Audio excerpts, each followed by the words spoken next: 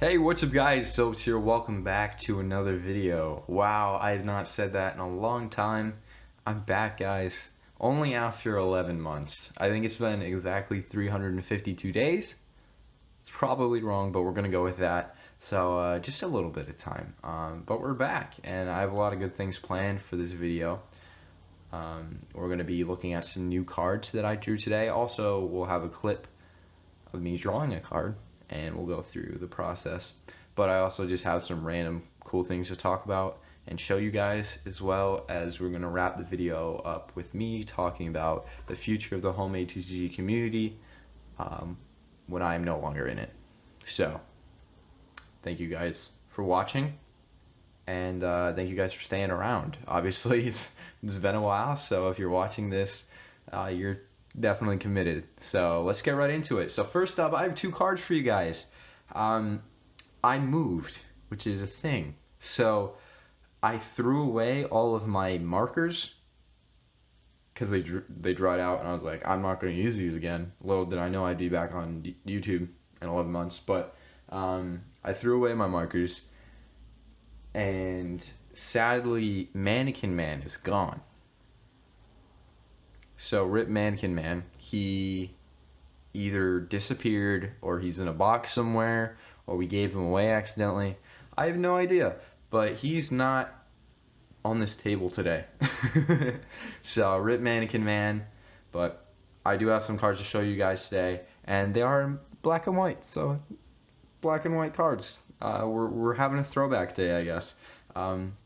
So I actually have two viewer requested cards, which is pretty cool. First up, we have Yoshi Boppy, Barrel Boy, and just gonna get the camera to focus here. So Yoshi Boppy requested this card.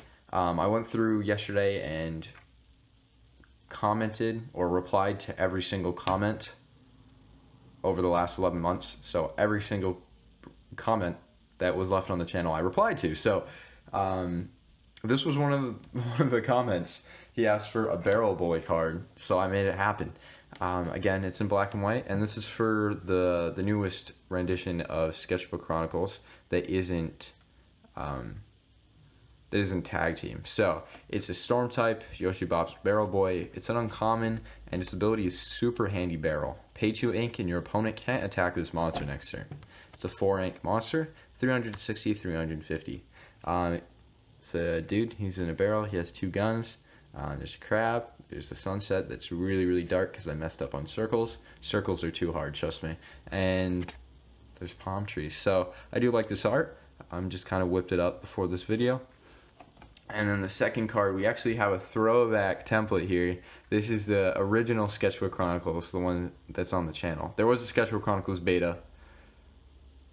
Wow, this is getting really confusing now that it's like a long time later. But there's like 5 different Sketchbook Chronicles games if you're new. You're gonna have to figure out that yourself. I have videos on it on the channel, but this is the original Sketchbook Chronicles that's on the Soapss channel. So it's Ink Bros, and I was like, I'm gonna make a level X card because I remember being an 8-year-old and wanting all of the Pokemon level X's. I grew up with Pokemon Diamond and Pearl, so there were level X's in the game, and that was like the coolest card imaginable is the level X's. I think I had like a Primeape level X or something like that. But anyways, Ink Bros level X because he wanted me to do a special edition, and this is spaghetti yolks. Hopefully I spelled that right. So I also remember there being Pokemon cards that were like gym leader ones, so it was like, oh, this is so and so's Ink Bros, so it's spaghetti yolks. So it's a storm type, and that's the art for you. Just some nice shading. He's squirting out some ink there, and he's just like, ah! And there's bubbles coming out. This eyebrow is just drifting off into space. It doesn't get affected by gravity, apparently. There's no gravity underwater, what? And it's a 3 ink monster, 230 attack and 300 block. And its ability is the same as the original card. So ink blast, when this card is placed, gain 2 elixir. So yeah, I also wanted to show you guys something funny that I noticed going through all the cards again, going through all the cards when I was preparing to make this video, is I made so many 7 Seas boxes and never did anything with them. So we have a blank box, and it's just blank. We have another blank box, and it's just blank. I guess this was me testing out, making sure that the boxes actually made boxes and didn't make squares. And then I finally actually made one, and then I was like, you know what? We need another, and then another, and then another. So I guess I ended up printing 3 of the real ones, and this was my trial run. I think this one's obviously better than that one. Best art on the whole Soapss channel. But yeah, I made way too many boxes, so we'll just...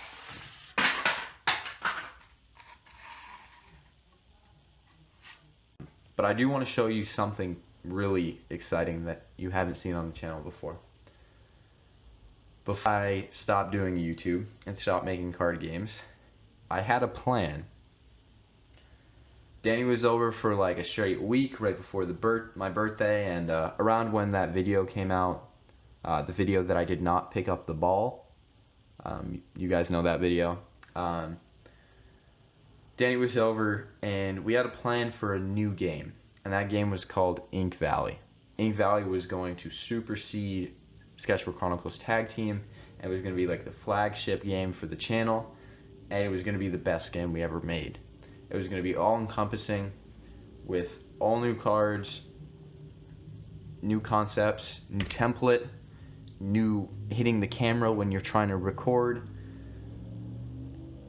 a big storyline behind it. Like, it had everything.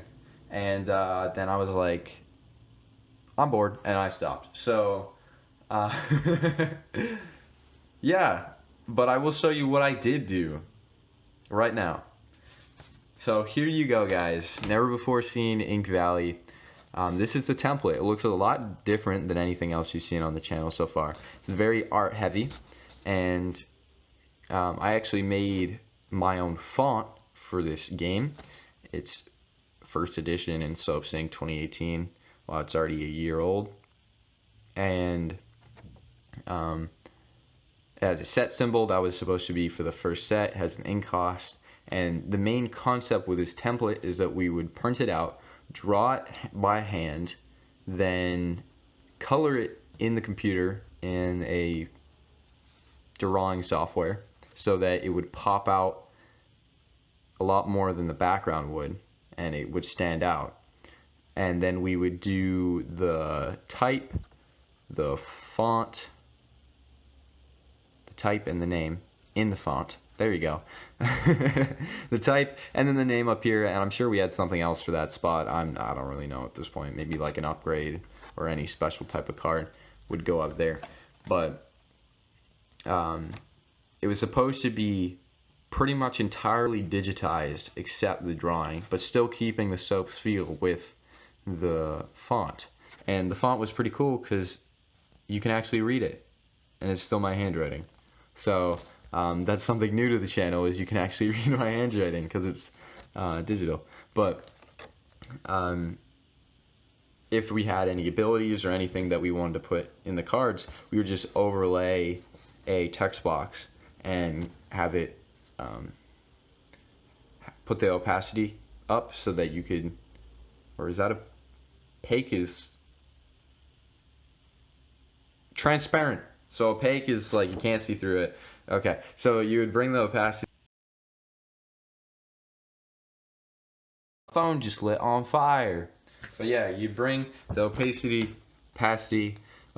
down, and then you'd be able to see the background of the art while still having the text and the ability showing, which is a pretty cool concept. It's kind of like Scribbles with Rachel with hers, but obviously a different template at the same time.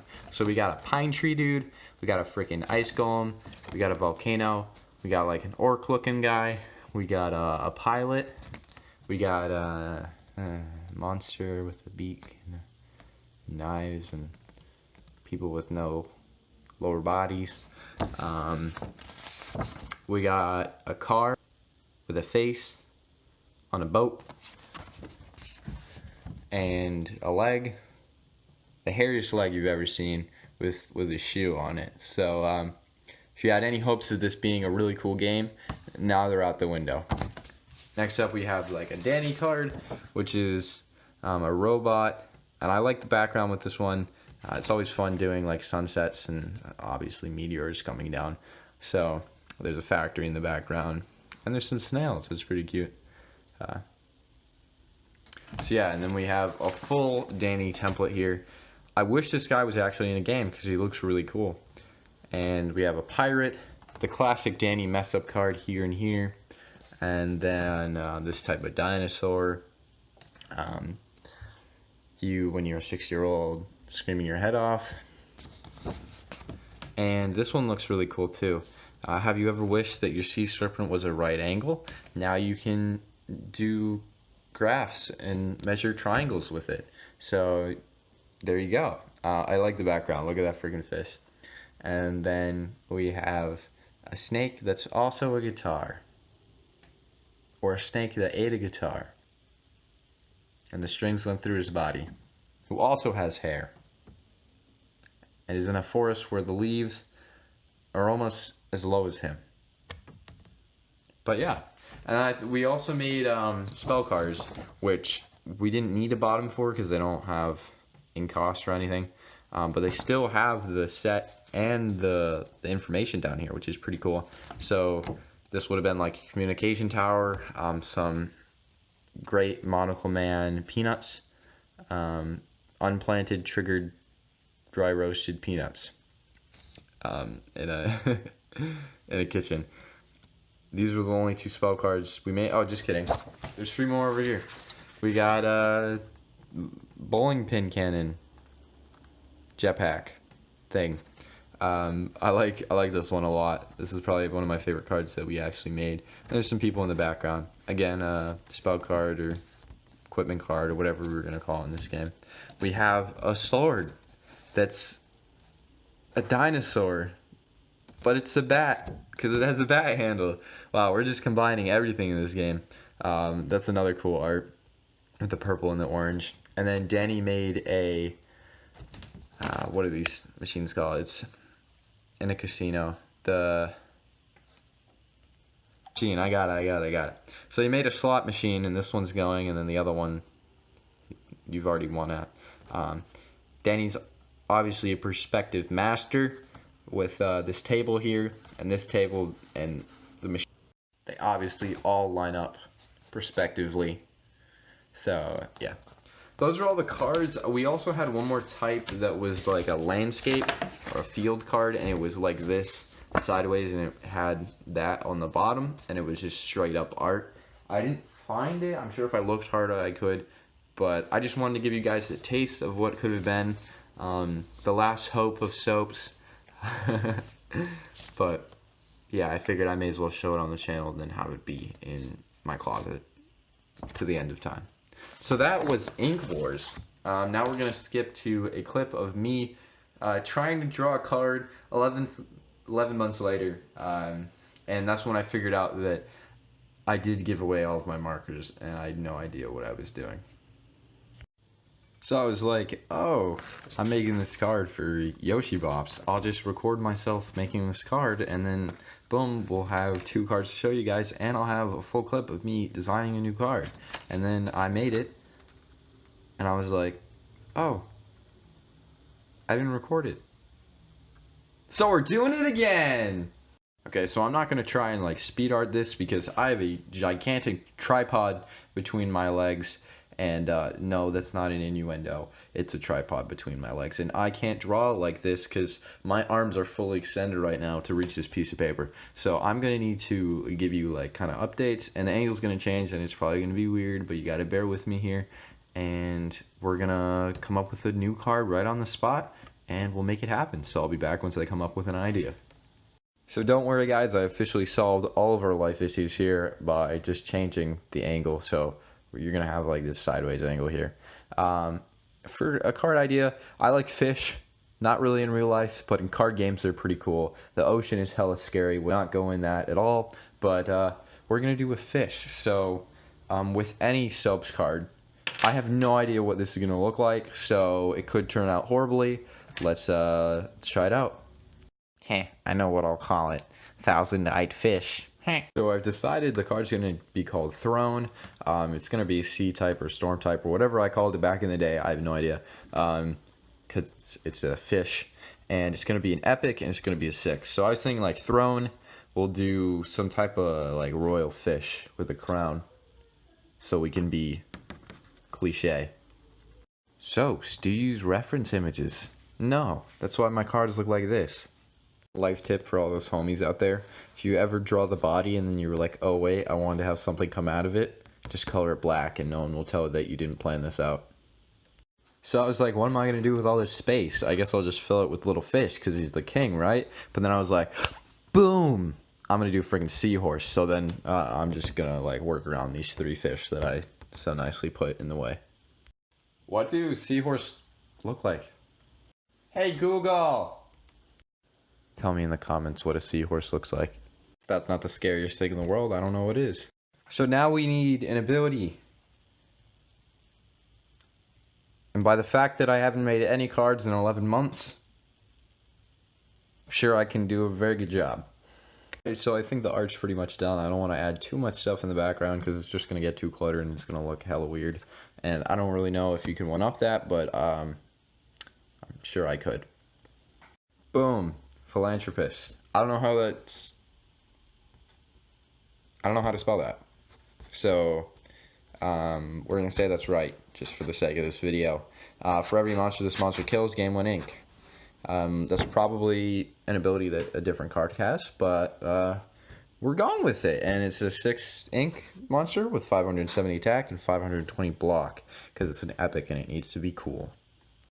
So I realize now that all of my old markers that I used to use that aren't Copics dried out. So I threw them out. I gave them away. And now all I have is Sharpies. And I don't really want to make this look like an 8-year-old's science project. So I think I'm just going to shade it. All those color geeks out there are going to be hating on me. Gonna make use of those pencils that my uncle gave me for like my 8th birthday, and yeah, I obviously use these a lot. I'm telling you, YouTube is like crazy. I've had to take so many takes just to get this right. Okay, I shaded it, so we're done with this card. It's gonna be the only black and white card besides Barrel Boy in Sketchbook Chronicles, but that's okay. We're really good at messing things up on the Soapss channel if you're new. Alright, so now, all that aside, I want to talk about something very special to me throughout all of this entire YouTube career and my time making card games. And that is a special little game called Sketchbook Chronicles Beta. Me and Danny talked today and we both agree that Sketchbook Chronicles is the most influential game we've ever been a part of. This game's a lot different than the other games we made because this was the first Sketchbook Chronicles. It was the Sketchbook Chronicles before the Sketchbook Chronicles before the Sketchbook Chronicles before the Sketchbook Chronicles. It was the first game with the template, and all of our favorite characters came from this, like Omega Supply Man and the Camels, and one of my personal favorites, Veggie Army and Draco Slev. And there's something very special about this game, as a kind of aura to it, because there was no strings attached. It was just 2 guys hanging out at 9 o'clock at night with their pens out, drawing card games. I didn't have a YouTube channel. We didn't have any responsibilities. It was just having fun. And that's what card games are all about. We were just drawing together. And at the time, we lived about an hour and a half away from each other, so we'd just talk on the phone and draw, and then we'd scan in our cards and send them to each other and be able to show each other what we made. And it was quite the experience. What's so special about the art in this game, I think that's why we made so many iconic characters at the time, is because the art was just so free flowing. Excuse me. whatever we wanted to do was shown on the paper. You want to make a dragon that breathes fire? Bam. You want to scribble a bunch of lines all over it and make it look kind of weird? Bam. It's done. Your creativity could just come out. You want to make some vegetables? Why not? Do they look like you can't really tell what's happening? Yeah. But they have so much character. I always say that the beta cards have the most character because it's so quick, so authentic. There's nothing to hide. You're not. It's like liquid. I sometimes I see people's game and it's just so buttoned up and so there's like a little bow on it and it's like a robot. Where I feel like this game speaks. There's so many things in this that just jump right out to you. I think this game accurately captures what a homemade trading card game is supposed to be. And that's why I'm really proud of it. Even though I never got to sell it, I never got to share it with you guys, I always have it because it's really special. And I wanted to share something with you guys that I haven't said on the channel before. And it's one of these things that you neglect in life because we take it for granted. But I almost never became Soapss. Almost never made all these cards. Never made any videos. Never did any of this. Except if this one thing hadn't happened. So I'm going to share that with you right now. And from this game came Beanstalk, freaking Cute Juice, Snail Army, the Carbonaro Effect, Diddy Plumber, all the plumbers. And it was just my favorite game, completely. One of my favorite memories with card games entirely had to do with this game. And I want to share that with you guys now. It was before the YouTube channel, and we had just finished enough cards to play the game. Again, we lived an hour and a half away from each other, and I didn't have a car or a license or anything at the time. I think I was maybe like 13 or 14. And so what we would do is we'd call each other up on Skype with our decks built, and I didn't even have a phone. So I'd take my tablet and I'd put it up, put like some candles behind it and jury rig it so that I could see his screen, or I mean, I could see the screen of his camera. So I could see the screen of the tablet, but at the same time, my front-facing camera, which is the only camera I had on that, could show my play space and my table so that I could see him, he could see me, and then we could play card games together. And that is just something very pure about that, playing card games over Skype that look like this. When we first made the game, I was so excited to make a template finally, and I didn't have to redraw the template every single time I was making cards. I had printed out a couple sheets, made about 10, 14 cards, and I was like, oh, this is pretty cool, I guess. At the time, I didn't really like my art. This is one of the original cards that I had made at the time. I was still kind of finding my style and trying to understand what I wanted to do when it came to drawing and cartooning or art, whatever you want to call it. So I didn't appreciate what I was making. I felt pretty bad about myself, and I was like, you know what? I don't think this is for me. And I just stopped making it. So before I'd done that, I had showed Danny the game, and I was like, hey man, this is the template that we're using. If you want to make cards, if you want to help, you can. And he made like 3 or 4 cards, but at the time he had never done anything just by himself. It was always just, we're going to Skype and we're going to make cards together. So this was, you can tell it's from Halloween because it's the Halloween set, and that was even before the YouTube channel. But so I just quit. I was like, I'm done. I'm not making any more cards. I'm gonna go find something else to do. I don't think this homemade TCG stuff is for me.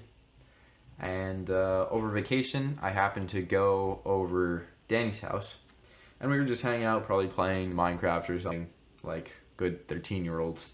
And he was like, hey, you want to see some of the cards that I made? I was like, what? He's like, yeah, I made some cards. I was bored the last couple nights, and I just felt really creative, so I made a bunch of cards. I was like, no way. And we go to his room, and he pulls out a stack this big, which must have been like 40 cards at the time, which is crazy. I just remember looking through and getting all of the original new designs and being like, man, this is crazy. Like, I love all these guys. They're really cool. Like, there were some really weird ones, like, it just happens when you get a weird card and you're like, what is this, man? But then there's other times where it's like, wow, I really enjoy these designs that you have. And it hit me, I'm like, wow, Danny made all these cards in like 4 days.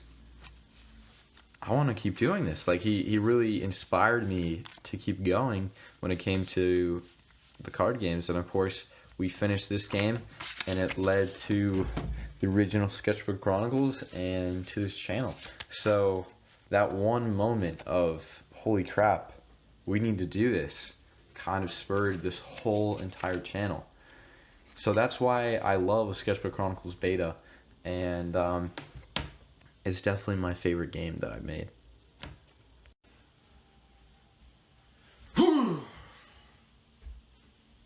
I have a lightning bolt. See that?